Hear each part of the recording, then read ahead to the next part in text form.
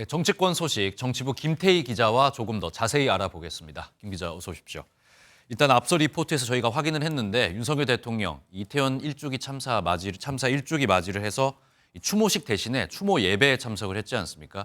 근데 민주당에서 이 부분에 대해서 좀 비판을 하고 있는 것 같습니다.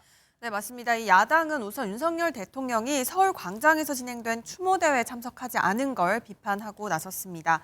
이 자신들의 잘못조차 제대로 마주보지 못하는 정부 여당의 비겁한 행태에 국민은 분노하고 있다고 날을 세웠는데요. 이상민 행안부 장관이 대통령을 모시고 유족을 찾아 사과할 용의가 있다고 한 발언을 소환해 추모대회에 대통령과 함께 참석했어야 한다고 지적했습니다. 대통령실 관계자는 애도 분위기에 말을 아끼는 게 좋을 것 같다면서도 서울광장이든 성북동 교회든 희생자를 추도하는 마음은 다를 것이 없다고 생각한다는 입장을 내놨습니다. 네, 민주당 같은 경우에 대통령실이 이런 입장을 내놨지만 계속해서 비판을 이어가는 것 같습니다. 대통령의 메시지도 문제를 삼았다면서요. 네, 윤석열 대통령의 추도사에 사과가 없었다고 지적했습니다.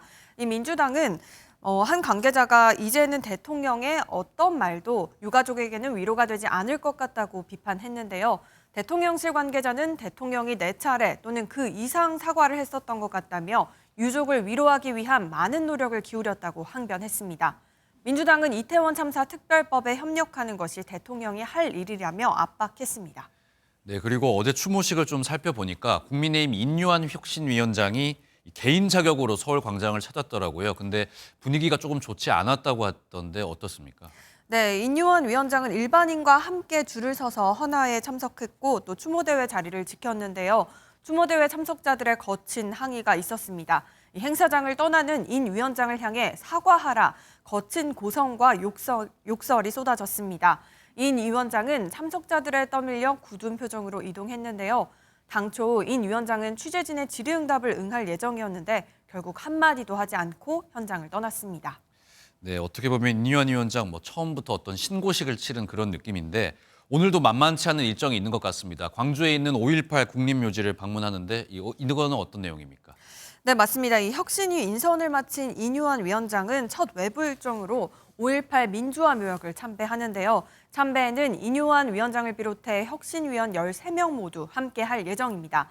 이 전남 순천 출신인 인 위원장이 첫 외부 일정으로 5.18 민주묘지를 택한 건 호남 민심을 잡기 위한 통합 행보로 보입니다.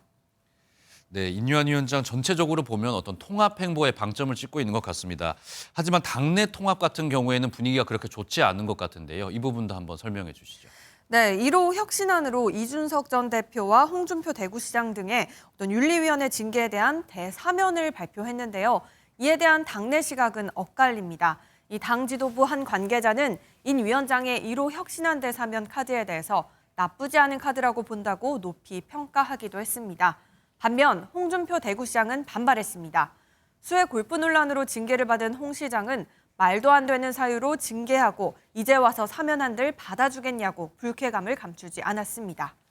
네, 이번에는 민주당 이야기도 한번 짚어보겠습니다. 민주당도 내홍 조짐이 있다고 하는데 사무총장 자리가 문제가 되고 있는 거죠? 네, 맞습니다. 이 문제가 되고 있는 건 사무총장 자리입니다.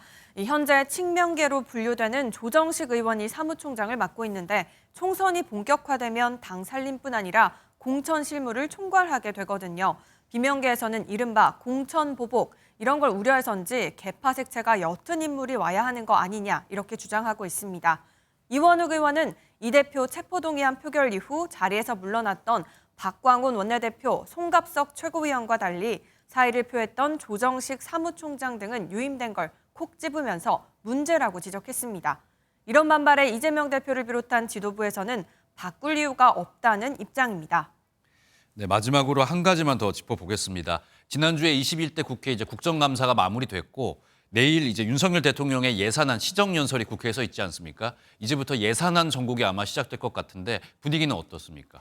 네, 여야 모두 민생 예산을 강조하고 있지만 이 쟁점 법안과 국정조사 문제 등을 놓고 견해차가 있어 여야 대치가 여전히 예상됩니다.